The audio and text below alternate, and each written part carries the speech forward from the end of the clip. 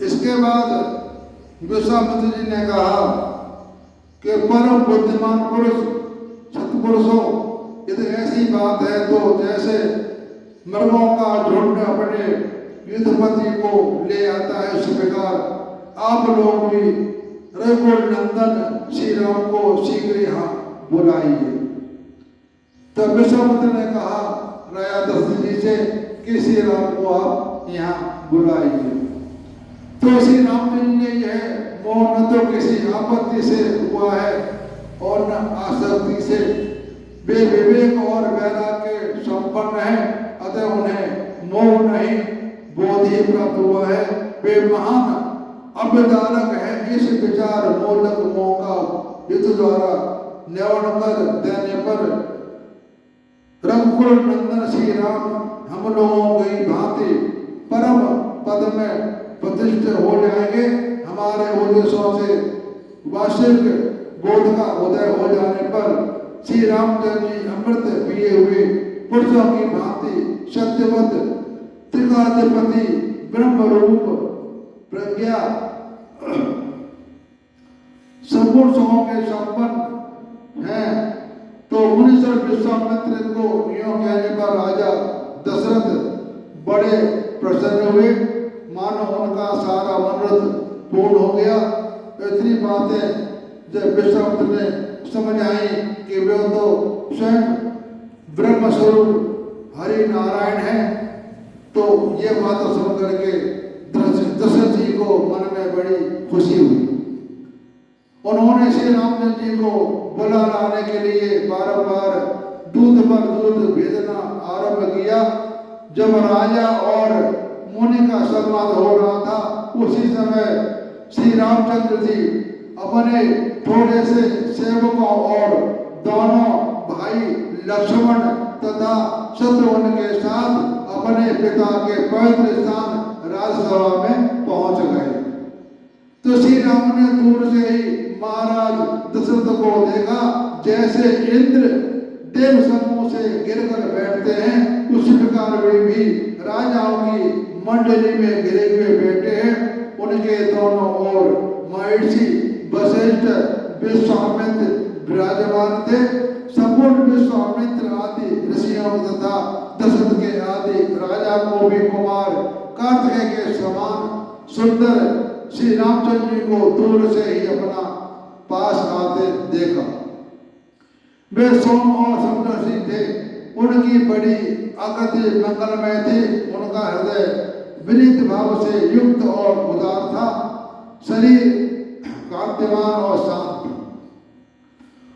मुनीश्वर विश्वामित्र जब राजा उसके पूर्वोक्त बातचीत करते हुए श्री राम को बुलाने का अनुरोध कर रहे थे, उसी समय कमल नयन श्री रामचंद्र जी पिता के चरणों में प्रणाम करने के लिए उनके सामने आए। सबके सुहृदय श्री राम ने पहले पिता के चरणों में मस्तक झुकाया।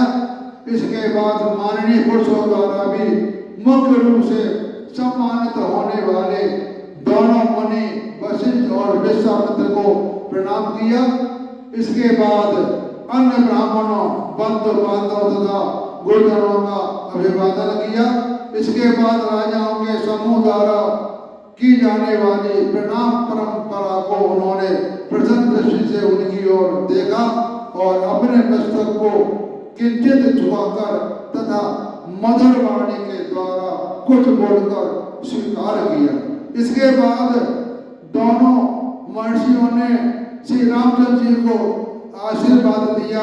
इसके बाद जिनके हृदय में अत्यंत समता का भाव भरा हुआ था, वे देवों पर सुंदर श्री राम अपने पिता की पवित्र सन्निधि में आए।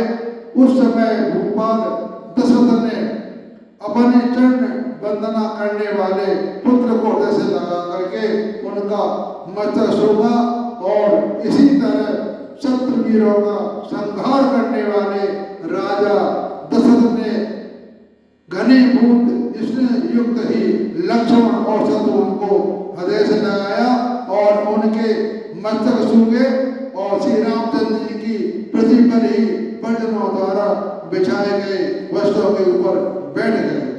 इसके बाद राजा बोले, बेटा तुम्हें विवेक प्राप्त हो गया है, तुम विविध कल्याणमय गुणों के भाजन हो। तुम्हारे जैसे पुरुष बड़े बूढ़े लोगों, ब्राह्मण तथा गुरुजनों की आज्ञा का पालन करते हुए भी पवित्र परम पद प्राप्त कर लेते हैं। जो लोग मोह का अनुसरण करते हैं उन्हें यह पद नहीं प्राप्त होता। तभी तक आपत्तियां दुर्बल हो एवं तुच्छ होकर दूर हो जाती है, पास में नहीं भटकती।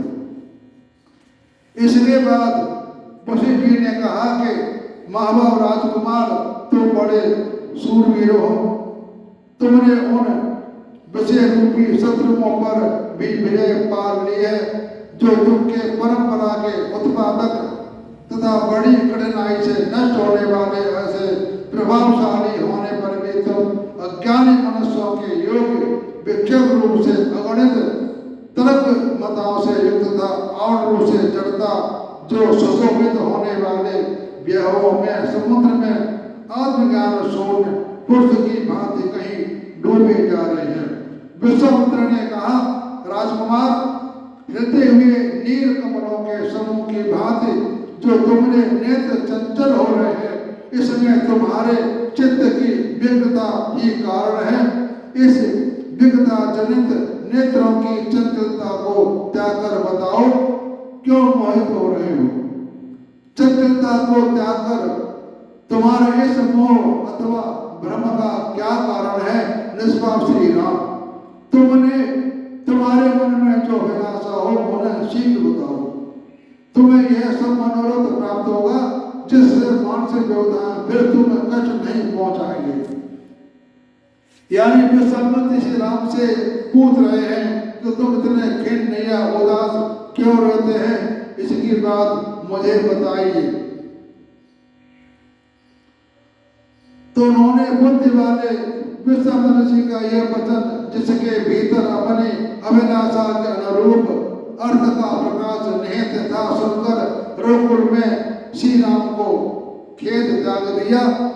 वाल्मीकि जी कहते हैं कि भरद्वाज मुनीश्वर विश्वामित्र ने इस प्रकार पूछने पर श्री रामचंद्र जी की धैर्य धारण करके परिपूर्ण अर्थ के गौरव से दबी हुई सी मंद मंद मनोहर वाणी में कहा। यानी भगवान ने अपने ने कहा, मुनीश्वर, मैं अपना पिताजी के इस महल में उत्पन्न हुआ, क्रम से बड़ा, और फिर मैंने विद्या भी प्राप्त की। इसके बाद सदाचार के पालन में तत्पर रहकर तीर्थ यात्रा के उद्देश्य समुद्रों द्वारा घिरी हुई सारी पृथ्वी पर भ्रमण किया। इतने समय में मैंने मन में जो विचार उत्पन्न हुआ वह इस संसार विषयक आशा को उठा देने वाला है। तीर्थ यात्रा करने पर अनंतर मेरा मन विवेक से पूर्ण हो गया है, जिसने मेरी बुद्धि भोगों की ओर से नीरस हो गई। उसके द्वारा मैंने इस प्रकार विचार आरंभ किया, यह जो संसार विस्तार है इसमें क्या सुख है? कुछ भी नहीं है। चर और अचर प्राणियों की चेष्टाओं के विषय तक केवल वैभव वाले ही रहने वाले थे। जितने भोग के साधन भूत पदार्थ हैं वे सब के सब क्षणभंगुर हैं। भगवान राम कह रहे हैं, इस दुनिया में जो भी हम देख रहे हैं, भोग रहे हैं, वे सारे क्षणभंगुर हैं। अर्थात केवल विपत्ति में ही डालने वाले, यानी ये सारे हमको दुख में डालने वाली है। जो संसार है हमें दुख में डालने वाला है और यहाँ कुछ नहीं है। सुख तो क्षण मात्र के लिए है। जैसे मरीचिक में जल न होने पर भी ब्रह्म से उठे उस जले समझ कर उसके द्वारा मौत मृग वन में बड़ी दूर तक खींचे चले जाते हैं। यानी यहाँ कह रहे हैं कि जो जंगल में मृग होता है वो पानी के चक्कर में बड़ी बड़ी लंबी दौड़ लगाता है कि यहाँ पानी है, यहाँ पानी है। जब ज्यादा जाता है तो वहाँ एक रेगिस्तान होता है, इसे कहते हैं मृग तृष्णा। वो पानी के लिए घूमता रहता है लेकिन उसे पानी नहीं मिलता। इसी प्रकार के मनुष्य में मृग तृष्णा है, उसकी कभी इच्छाएं पूरी नहीं होती। हम लोग मृग तृष्णा की ओर घूम रहे हैं और घूमते घूमते ऐसे अपना दम दे देंगे। उस प्रकार मूढ़ बुद्धि हुए लोग संसार के पदार्थों में सुख न होने पर भी उनमें सुख नहीं मानते और उसी के लोग से आकर्षित होकर इधर उधर भटकते रहते हैं। यद्यपि यहाँ लोग किसी के द्वारा बेचे नहीं गए तथापि बिके हुए समान परवश हो रहे हैं। इस बात को जानते हुए भी यह सब कुछ माया का खेल है। हम सब लोग मूढ़ बने बैठे हैं, इस माया से मुक्त होने का प्रयोजन नहीं करते। इसी बात की राम को चिंता है कि देखो मनुष्यों को सब कुछ पता होते हुए भी और वो फिर भी उस रास्ते पर नहीं चलते। इसी बात का मुझे दुख है, इसी बात से मेरे मन में चिंता रहती है कि इनका कल्याण कैसे हो। देखो भगवान को हम लोगों की कितनी चिंता है, वो हमारे भलाई के लिए हमेशा सोचते रहते हैं कि इनका भला कैसा हो। फिर भी हम लोग भगवान को दोष देते हैं कि भगवान ने मेरे साथ अच्छा नहीं किया, लेकिन ऐसा नहीं है। भगवान हम सबको पर दया करते हैं, हम सबको रक्षा करते हैं और सबका लालन पालन करते हैं, सबको खाना खिलाते हैं, सारी सुविधा देते हैं। भगवान को बड़ी हम हर जीव को चिंता रहती है, भगवान ने ही सारा काम करना है। संसार के इन प्रपंच में जो अत्यंत दुर्भाग्यपूर्ण भोग दिखाई देते हैं वे क्या है, इस पर विचार करना चाहिए। ये सब बेकार है। उनके मोह में पड़कर भ्रांतिवश अपने को बद्ध मानकर बैठे हुए हैं। जैसे वन में किसी गड्ढे के भीतर गिरे हुए मूढ़ मृग दीर्घ काल के पश्चात यह जान पाते हैं कि हम गड्ढे में पड़े हैं। उसी प्रकार लोगों ने बहुत समय के बाद यह जाना कि हम मूढ़ जीवन व्यर्थ ही मोह में पड़े हुए हैं, मुझे रात से क्या लेना। हम सब लोग मरे हुए हैं, हम सब लोग यहाँ मरने आए हैं, ये सबको पता है, हमें एक दिन मरना निश्चित है। फिर भी लोग नहीं मानते, समझते हैं वे हम तो अजर हैं, अमर हैं, चोरी करते हैं, चपाटी करते हैं, गुंडागर्दी करते हैं, लोगों को तंग करते हैं, उन्हें पता हमें एक दिन मरना है। अरे भाइयों, ऐसा आप लोग क्यों करते हो? एक दिन हमें यहाँ से मर करके चले जाना है। हम सब मरे हुए हैं, जिंदा कोई भी नहीं है। एक आ रहा है, एक जा रहा है, वह यही इस मृत्यु लोग है, इसका यही काम है। फिर भी हम लोग इस बात को नहीं समझते। इसी बात को राम भगवान को चिंता है कि लोगों का भला कैसे हो। मैं कौन हूँ, यह प्रपंच क्या है और किसी से सामने आया है जो मिथ्या है, मिथ्या ही रहे। उसके मिथ्या से होने से किसी का मन हानि होने वाला है। अरे भाइयों, अपने आप को पहचानो कि मैं कौन हूँ और यहाँ किस लिए आया हूँ। भिन्न भिन्न रूपों के उपलब्ध होने वाले उन तुच्छ भोगों को हमने कुछ का बेकार बना दिया है। जैसे प्रचंड वायु पर्वतीय वृक्षों को जर्जर कर देती है। सब लोग अचेतन होकर प्रणाम भारी पवन से प्रेरित हो व्यर्थ बेकारी शब्दोच्चारण कर रहे हैं। जैसे कीचक नामक बांस अपने छेदों में हवा भर जाने से बांसुरी की सी ध्वनि करने लगता है। संसार की समस्या संपदा सदा सबको वंचन करती रहती है, वंचना, और यह मनुष्यों की मनोवृत्ति को मोह लेती है, उनका सद्गुण राशिक नाश कर देती है और तरह तरह के दुख दिया करती है। दुखों का जाल सा बिछाती रहती है। वे धन वैभव चिताओं में समर्थ हैं, चक्कर में डालने वाले हैं, इसलिए मुझे आनंद नहीं देते। ये राम कह रहे हैं। तथा बच्चों वाली स्त्रियों में भरे हुए घर में भयानक विपत्तियों का आवास स्थान की भांति मुझे दुख ही प्रदान करते हैं, सुख नहीं। जैसे बांस और तिलकों से आच्छादित गर्त के गिरने के कारण प्राप्त होने का क्षुधा, दोषों तथा बंधन और दुर्दशाओं का पिपासा है, उसी प्रकार देह आदि पदार्थों की क्षणभंगुरता के कारण उनके अनेक प्रकार से दोषों और दुर्दशाओं का स्मरण करके मेरे मन को भी शांति नहीं मिल रही।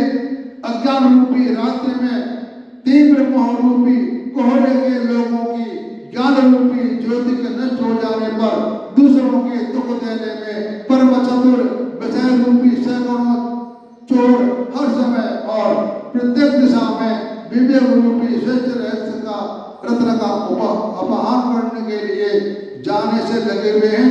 युद्ध में उन्हें मार भगाने के लिए तत्वज्ञानी पुरुषों को छोड़कर दूसरे कौन से स्पष्ट समझ हो सकते हैं।